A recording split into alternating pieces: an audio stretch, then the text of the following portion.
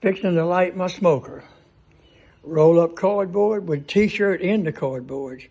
Then roll cardboard around the t-shirt. Stick it in there and light it, and she'll burn for a while, a long while. Now I'm gonna light my smoker.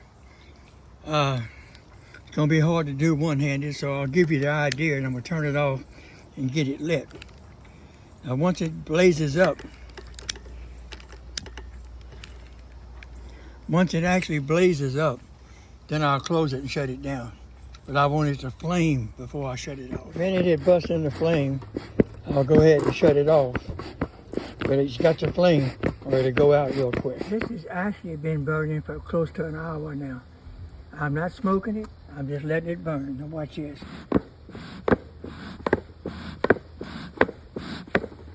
Once those cotton t-shirts start smoldering, they'll smolder for a while.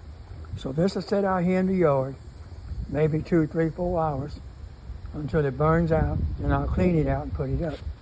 But in the meanwhile, the cardboard actually separates the t-shirt. If you just wrap a t-shirt and stick it in there, it just don't do too good. Seems like the cardboard kind of separates the layers and it burns out more slower.